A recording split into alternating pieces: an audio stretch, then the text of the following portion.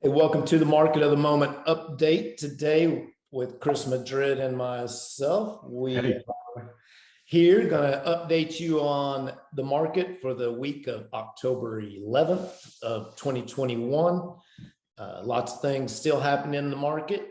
Chris has got some interesting interest news today, and we'll talk a little bit about podcast he listened to yesterday and some info we got from that. Then we'll get on into our real estate stats. So, Chris, why don't you take us away? yeah. Hey, man, great to be here as always. Just overall, from a interest rate trend perspective, right? We are still seeing interest rates move upward. I think over the last couple of days, we've had a little bit of reprieve. Interest rates it seemed like they went up every single day last week, and we kind of talked about it was more so the little buckets moving up where it's not really rates themselves, it's just more the costs associated with those specific rates. So that was happening, early on this week. Over the last so Wednesday, Thursday, we saw a little bit of a pullback. So rates have kind of dipped a little bit in comparison to where they were, earlier this week and even last week, right? So that's good news if you were kind of on the fence about refinancing or purchasing. It's you need to get after it because we'll have and I foresee we'll have probably these little lulls, right? As kind of interest rates move up, we'll have days where they kind of taper back off. But the overall consensus, and again, one of the real estate gurus that you and I follow, Brian Buffini, was doing a podcast yesterday, and kind of, I followed him for the last probably 10 years or so, and I've never seen this guy wrong, right? Which is super crazy. So he pulls tons of data. So just somebody that I follow in the industry, and his projections, kind of just like what we're seeing on our side is interest rates will continue to move up, right? And we may start to see home prices flattening out a little bit when rates start going up. But again, that's just going to be a most likely just a stall kind of in the market. One of the biggest takeaways was, as a reminder, right? People and Michael, you hear all the time, people are saying, hey, when's the market going to crash? And the reality is that this market is not going to crash, right? There was nothing that we saw that caused a significant increase in the market. So there's not going to be a crash. Like I hear it all the time. Hey, I want to get a foreclosure. I'm trying to, get a deal. And that's, for the time being, for the foreseeable future, I want people just to get that out of their mind, because that's not going to happen, right? This wasn't, the early 2000s when we were seeing a lot of pay option arms where people that legitimately couldn't qualify were getting mortgages, where there was negative amortization loans and interest only loans. That's not happening, and it hasn't happened since 2010, right? In the last 11 years. Yeah. So those speculations of all these foreclosures that are going to be coming to the market, that's just not the reality, right? People have had to qualify and shown and prove their ability to repay a mortgage. So that's one of the biggest things that I just, again, want to keep talking about it, because it's so crazy how people forget that we're not going to see a crash. We may see a flattening out, right, of prices. We're not going to see a dip in prices, because again, the demand is just too high, right? Yeah. So that's kind of one of the biggest things that is jumping out there. There's not really a projection on how high we think rates are going to go. One example, right, is last year, right at the beginning of COVID, mortgage rates jumped to about 4 to 4.5, like overnight, right? So if we're projecting that rates are going to continue to move up, through the end of this year, through next year, if we're in the low threes now, right, where mortgage rates are currently, there's a good chance that we'll see high threes to low fours next year, right? Which ultimately, if we're looking at mortgage rates over the last 50 years, the average mortgage rate over the last 50 years is like 8%, right? So we're still half of that. So it's not like the end of the world or anything. But that's the biggest thing, from an affordability standpoint. If you're buying at 3% versus 4%, that does make a big difference, right? You're going to lose 10% affordability. We've talked about that before. So those are just the biggest things. I have conversations with folks all the time. They're like, hey, I'm just going to wait till next year. And I'm like, you do you, right? You do whatever you need to do. Just know it's going to cost you more, and you're going to get less home next year, right? And as long as you're okay with that, then hey, we'll have a conversation. We'll make sure you're ready and informed, and get the best available option that's out there. But it's going to cost you more, and you're going to get less home because home prices are still going up, and will continue to creep up a little bit. So mortgage rates currently still in the lower threes. So we're still pushing 3.1, 3.2 on a 30-year fixed. You can still buy down, right? If you want to pay points, you can still buy down the 2.8, 2.9. But overall, the most probably the best options out there are probably 3.1, 3.2 with no additional buy down cost. So that's kind of what we're seeing in the rate environment. But again, projected to continue to go up. Yeah, I mean, everything I've heard and read is they're predicting close to fours, a little over four, for this next year. So we've talked before about what 1 point of interest will cost you over the life of the loan. Not cheap. And, we were talking earlier today, people are going to still buy homes at 4%, 5%, 6%. They're still going to buy them at 8%. It's just going to be a matter of what you can buy at that Absolutely point, So if you're looking at a 400 or 500 at a 3.5 interest, then you're looking at a 300,000, or lower. When it goes up. So one of the big again, one of the kind of the takeaways from yesterday was purchasing a home, right? Housing in itself is the best hedge against inflation, right? So if you have an investment, if you have an asset like that, I mean, that's the best way to kind of hedge against inflation.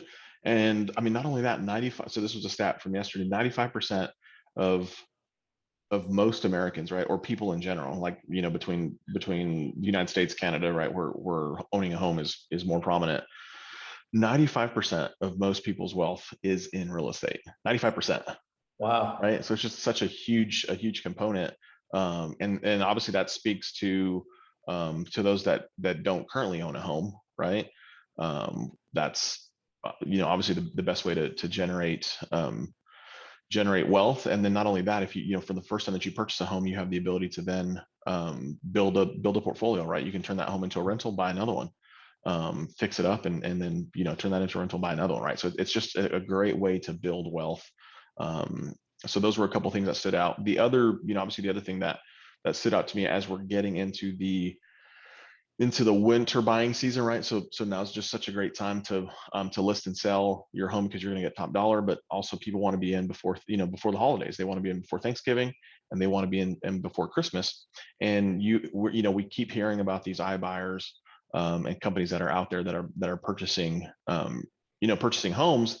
They want to try and cut out the real estate agent because they're saying 6% in commission cost is too much. But the biggest thing that most people don't know is utilizing that iBuyer, right, where you have an investment company or firm that's coming in and just paying cash or whatever for your home. It's still costing you probably 8 to 12% in just overall cost, right? And that's the cost to list and their fees that they charge, but that's also the decrease that you're getting versus going actually on the market, right? I mean, those are the things that people don't talk about, is they're buying it for 5 to 10% less than you would probably get if you listed it. So I thought that was very interesting, that there's still an 8 to 12% cost in utilizing one of those iBuyer options. And then not only that, but it happens about 1% of the time. So we hear it on the radio, you hear all these other things that this is the way to go and this is the way to sell. But the reality is it's happening 1% or even less of the time. So out of the thousands of homes that sold, in Dallas Fort Worth, less than 1% were sold to these investment companies, or what we call iBuyers, right? Where it's a firm or something coming in and purchasing the home. So that's for people to know that's not the biggest portion of how homes are sold, right? Where it's maybe a little bit of misinformation that way. Yeah, we'll talk a little bit about that here a little later too. We're going to get into some third quarter overall stats, talk a little bit about the iBuyer situation.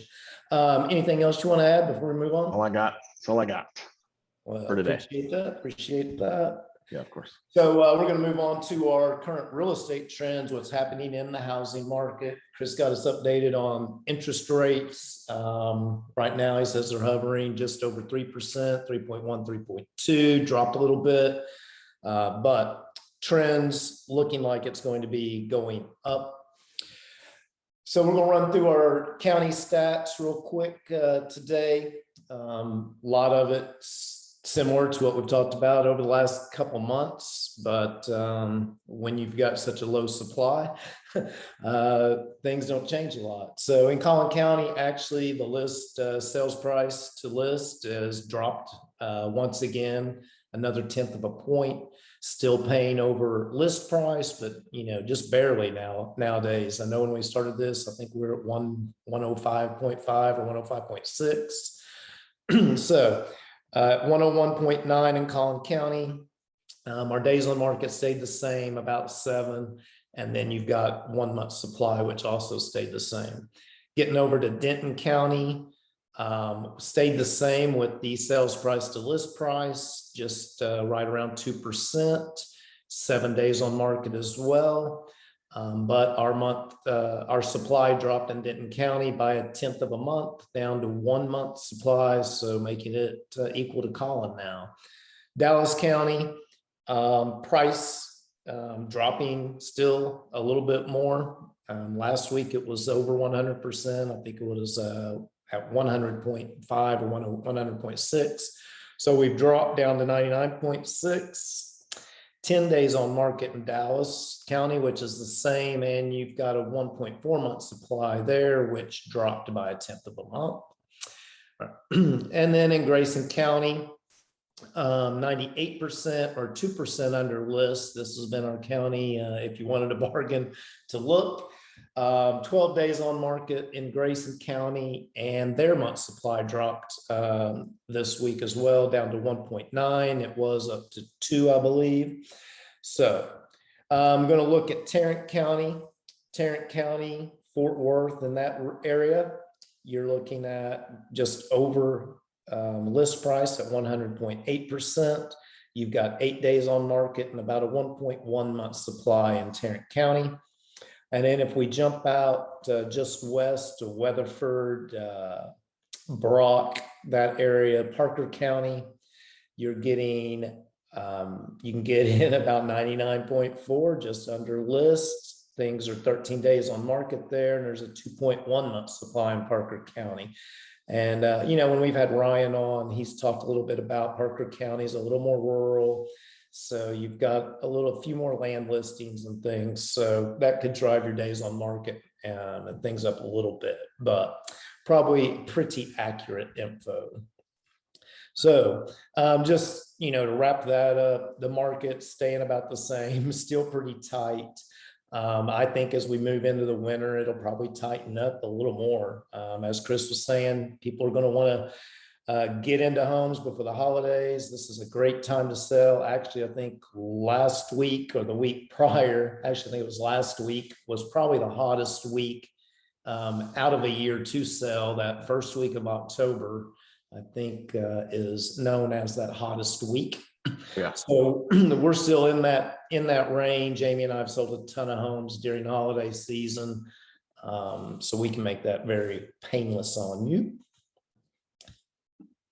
So I want to talk real quick about some current market stats. Got a little typo there. Let me see if I can pull this up.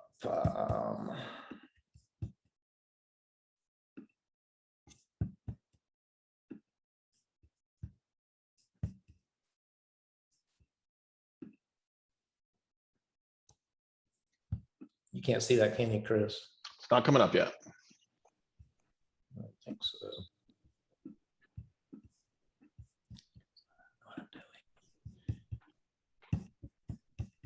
Oh, technology. I know. What is up? Everywhere I grab it, it won't move. All right.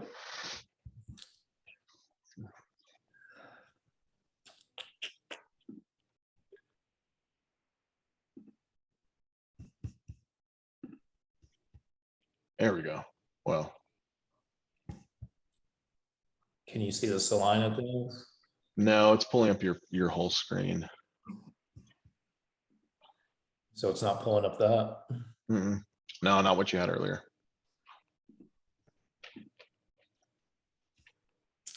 All right. Beautiful technology. Yeah, There, I'll get it this time. How about that? there we go. How Booyah. about that? Yep, there it is. So what I wanted to show you here for our viewers, I have a whole list of pretty much every city, Dallas, Collin County, most of Benton County. I was going to show you a lot of different cities, but obviously with as much trouble as I just had. So what I wanted to focus on here is basically the price appreciation, and Salina was probably the best example. Probably an area that most of you know. Salina will one day be the largest city in Collin County. It has more square miles than any other city. So in the future, Salina will be the population center most likely for this county. But I wanted to look at the number of sales in the third quarter, the pricing, and those types of things real quick. So if you look at the top in Salina, this is third quarter 2021 compared to the third quarter of 2020. As you can see, the number of sales was 409, and we only had 269 in the third quarter of 2021. But what really stood out to me was the price difference. If you were buying in the third quarter last year, you were paying $385 for a home or for an average home in Salina. Today, if you were to buy that home in the third quarter, you're looking at $515,000. Let me get my calculator out real quick. What is that? 130,000, 35,000, something like that. 130,000 increase. Yeah. I wanted to figure out what that Oh, the percentage.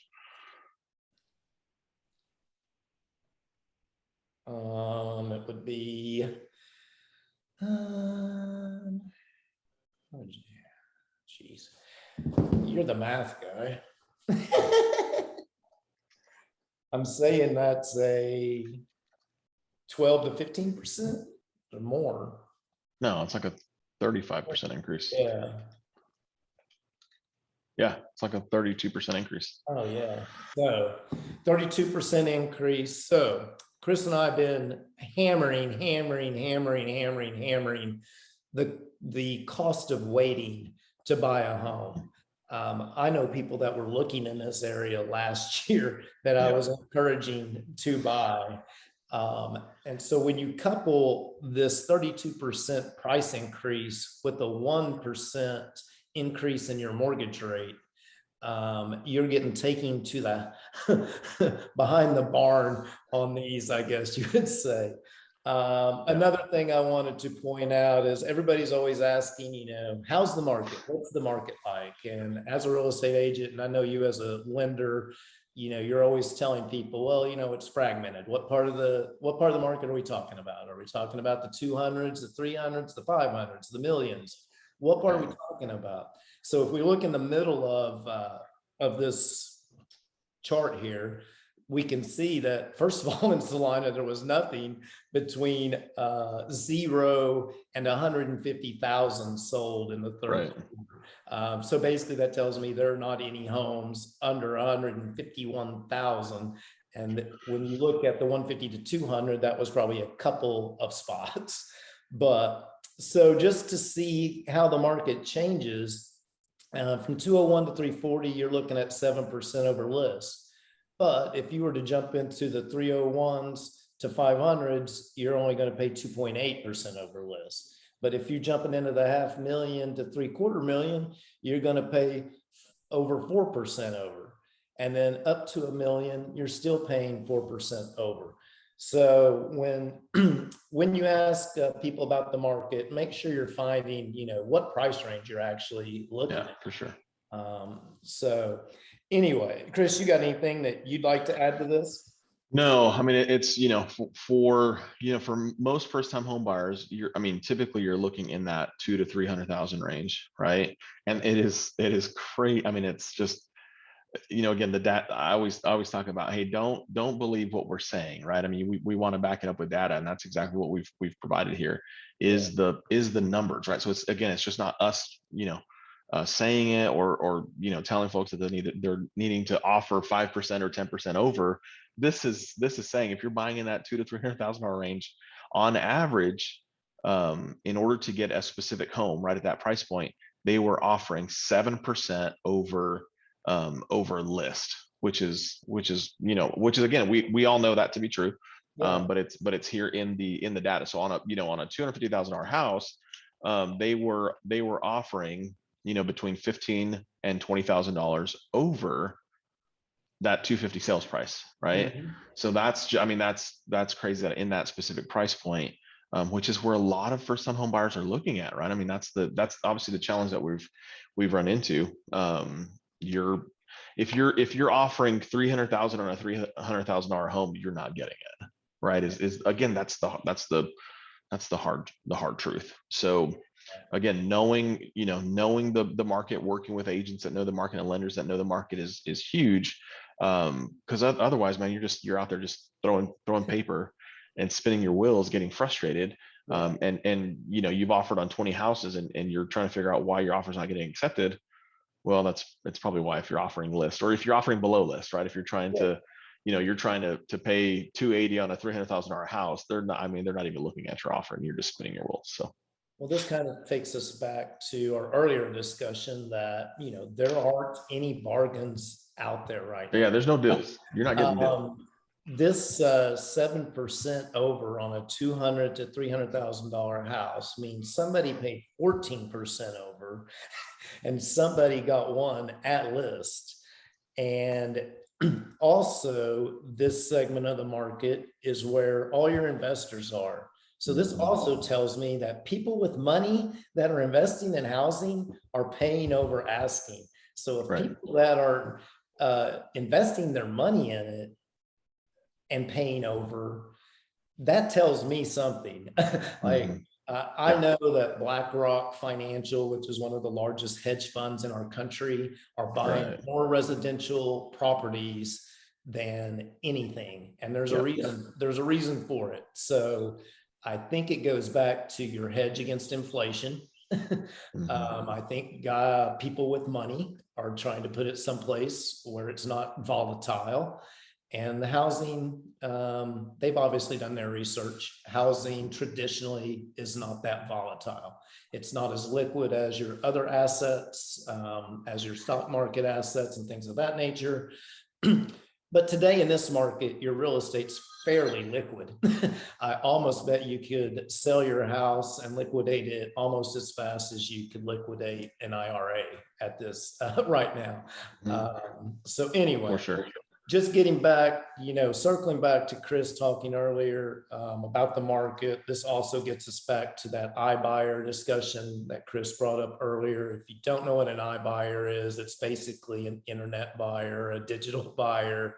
They are usually investment people that are going to hold them as investments. You do have some companies out there, Open Door, and some that will buy and resell. But the draw to an iBuyer situation, like Chris said earlier, is no showings. It's generally quick closing and those type of things. So it can be hassle-free, but you have to ask yourself, is a little bit of hassle worth 20 or 30,000 more dollars? Because that is what you're leaving at stake. I think Chris used the 8 to 12% as basically what you're losing there. But if a realtor can come in and sell it for 7% over asking, and you're selling it for 8%, that's a 15% swing right there. So anyway, pay your realtor 6%. And you'll still make 6% more, most likely, than what you made by selling it to Open Door, Zillow, or any of these other Absolutely. numbers. And then I also think that this number we did earlier at about a 35% increase tells you and supports Chris's 1% of homes are being sold this way. If more homes are being sold to iBuyers, you would not have this big of price appreciation in 1 year. So, Right. actually, I'm certified in the iBuyer programs. So if that is something you have been approached about as a seller, I know you do. I know you get the same postcards that I get here at my house. So if that is something that you're looking at, I would totally appreciate a phone call. I would love to be able to speak to you about it as well. I can probably make it as painless as they do. So anyway, we just wanted to go over those. Like I said, hit me with an email or a phone call. I'll be more than happy to send you this entire list of cities if you want to know what your particular region has done. Oh, it won't let me do that because I'm You not. can get out of that window now. Let's see. Look at Woo! that. Woo! I don't want to go back to that. Nope. Look at there. So, as Chris and I always say, there's always a lot of news out there. Most of it's behind. So we try to come every week as you're going into the weekend. Maybe you're hitting the market. If you are, I'd like to get a phone call and go out there with you. So anyway, reach out to us, get the scoop on all the most accurate information. We enjoy doing this every week. For me, it's great just because I love seeing the market go up and down, and different things happening. And then obviously educating our people on it. You got anything to add, Chris? No, man. You have a good weekend. All right. Reach out to Amy and I at 469-369-0873. You can get Chris at 214-734-1531. If you're somebody still maybe needing to refinance or something of that nature. I know Chris said a few weeks ago that numbers getting lower and lower of possibilities, but there's still some out there. So reach out to Chris. Oh, yeah. He'll take care of you. Anyway, I guess till next week, we will sign off and we will see everybody then. Have a good week. See ya.